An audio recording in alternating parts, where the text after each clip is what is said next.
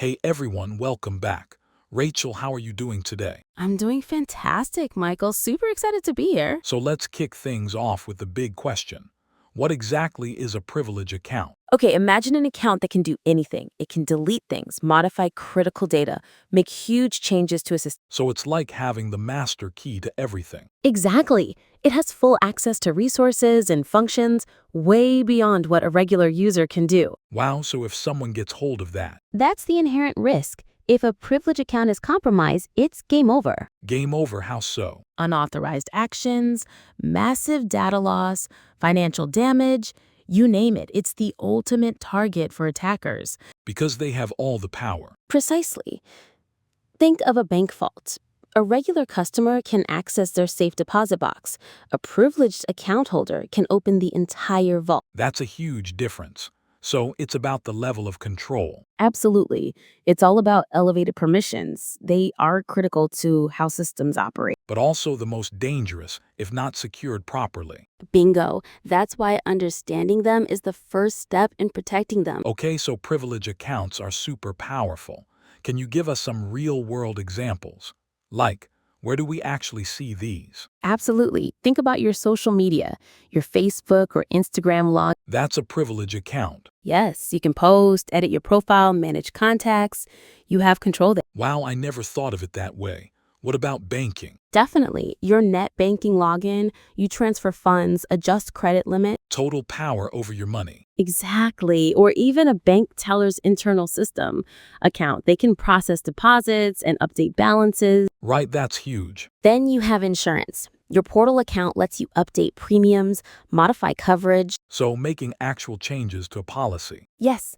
Or in telecom, an operator's console allows them to manage subscriber data, adjusts billing. That's really sensitive stuff. And even in healthcare, an EHR admin account, they can edit patient records, prescribe medication. No way, prescribe medication. Yes, that's a privilege account. It grants critical permissions. That's incredible.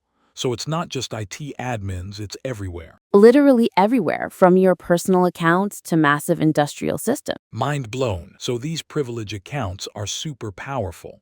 What happens if one of them gets compromised? Oh, that's where things get really dicey. The impacts are huge. Like financial loss, right? Absolutely. Think unauthorized transfers, fraudulent purchases. It's a direct hit to the wallet. And data breaches. Massive data breaches, sensitive personal info, corporate secrets, all exposed or even altered. That's terrifying. It gets worse.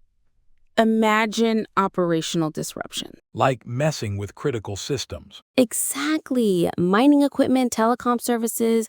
A compromised account could just shut them down or make them do crazy things. No way, that affects everything. It really does. And then there's the reputation damage. Oh right, loss of trust. From customers, partners, once trust is broken, it's incredibly hard to get. So it's not just money, it's also like the very core of the business. Precisely. The whole foundation can crumble from one compromised privilege account. Wow, that puts a lot of pressure on securing these accounts. It really does. The stakes couldn't be higher. So these privilege accounts are clearly super risky. How do companies even begin to protect them? That's where solutions like CyberArk PAM come in. PAM, what does that stand for? Privilege Access Management.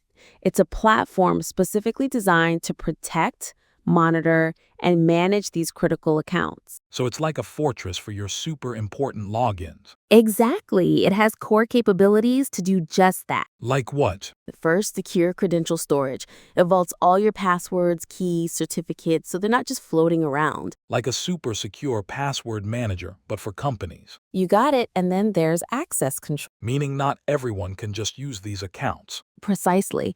It enforces least privilege policies, so people only get the access they absolutely need when they need it. Okay, that makes sense. And what about when someone is using it? That's activity monitoring.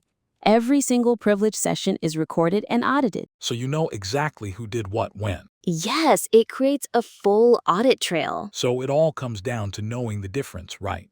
Privilege versus non-privilege accounts. Exactly. That distinction is super important for security. Okay, so what's the core difference then? Privilege accounts have elevated rights. They can modify, delete, configure pretty much anything. Like an admin account on your computer. Yes, perfect example. Or that bank teller account we talked about earlier. They have power. So non-privileged accounts are what then? They're limited to standard user actions. Think read-only access, basic interactions. So just browsing a website or checking your email. Right, you're consuming, not controlling the system itself. That makes total sense. So CyberArk focuses on those privileged accounts because they're the ones that can do the most damage. Precisely. If a non-privileged account is compromised, it's usually not as catastrophic. But a privileged account, that's where the real risk is. That's where you get the data breaches, the financial losses, all the really scary stuff. And that's why understanding this difference is the first step to securing everything. Absolutely. You can't protect what you don't categorize properly. Well, that's a lot to think about. Yeah, for sure. Thanks, Rachel. Thanks for having me.